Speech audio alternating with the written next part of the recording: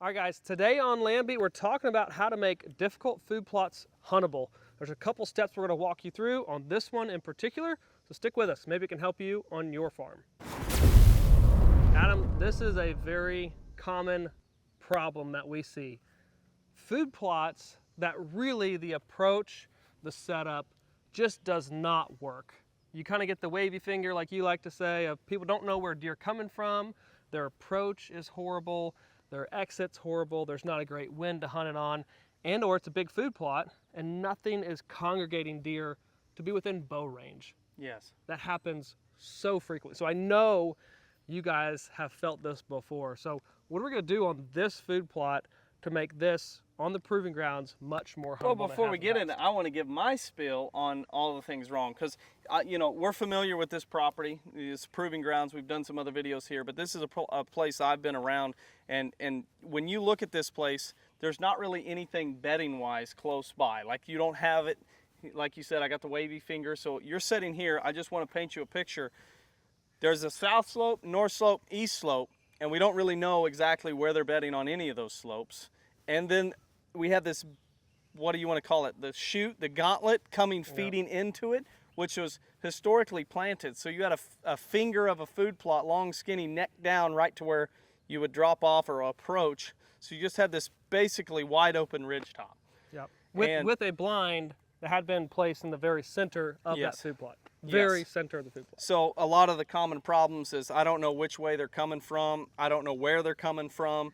I don't know how to get them in range. This is about a 3.5 acre field.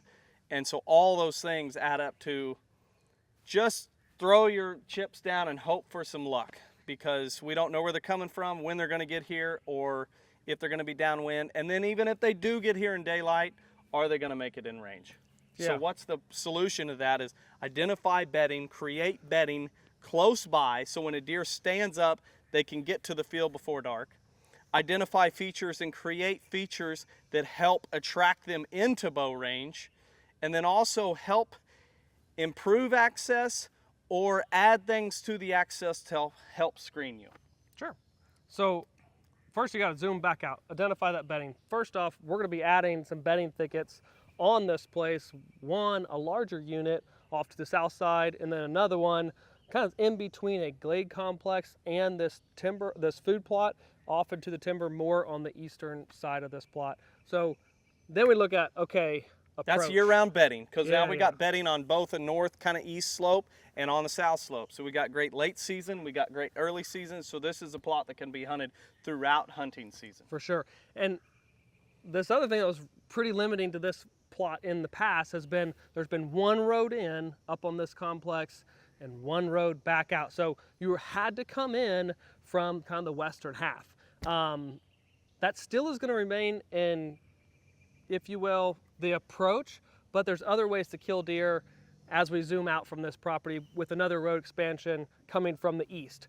However, to make this huntable by coming in from the west, we've got to screen off and take away some of the food that had been planted. So in transition, we're taking some of the food plot out and putting it into a switchgrass, a perennial switchgrass that's going to grow 6-7 foot tall, that you're going to be accessing in with a blind placement on the edge of that food plot. And that only, when we say take away food plot, that's not meaning we're actually taking away acres that's like highly productive food, because this is a neck down version with trees, mature trees on both sides. Yes. And it's already a drier site. So this never really produced high quality forage. But having a deep-rooted perennial native grass will be able to establish good deep roots to where it can withstand the competition with the trees. So we'll have a big screen and provide something that's more beneficial than mediocre food plots struggling to survive. And solve that access issue. Absolutely.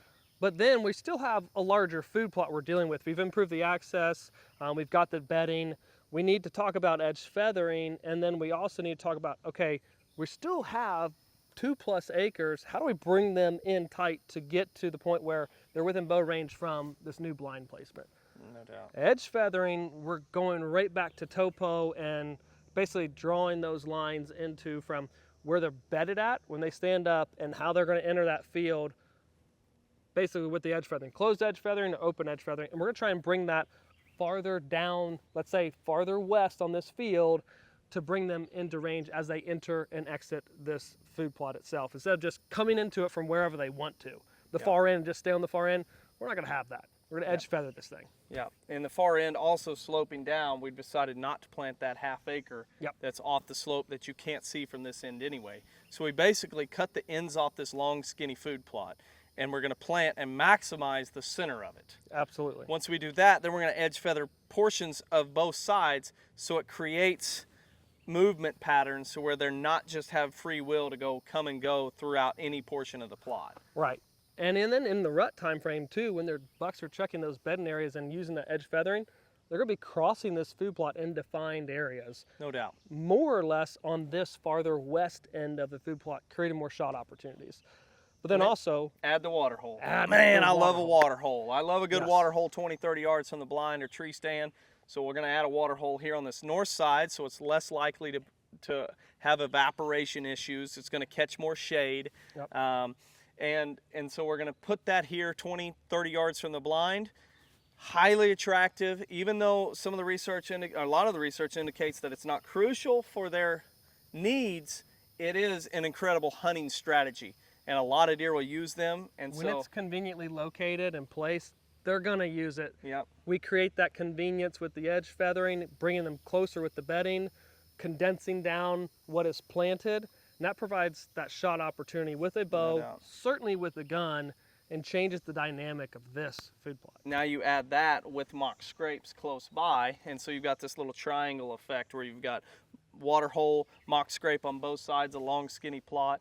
Now, if all else fails and the buck came out and he's still 80 yards out, 100 yards out, we can point our head back this way with a little grunt call, Brett, Brett, just to attract him to where he's like. And what he does, he doesn't come necessarily looking completely for the deer. He comes down here to check out where that deer's at. And one of the first things he'll do is check one of these scrapes to see if that buck had peed in there. Right. And so it's a great strategy. That's why I love having the switchgrass behind the blind too, because they can't see. They can't see beyond that switchgrass, so they've really come to investigate. So there's a lot of elements here.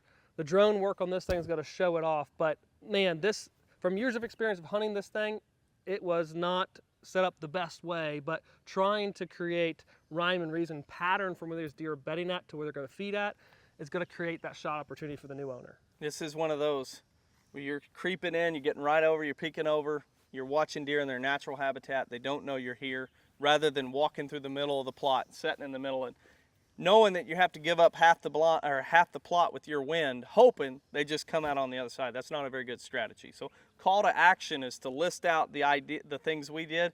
How many of your food plots have a water hole, have mock scrapes within bow range, have edge feathering, bedding, have bedding close by, have a screen so you're protected coming in, have good access so your wind never blows across the plot? This is a very huntable location now.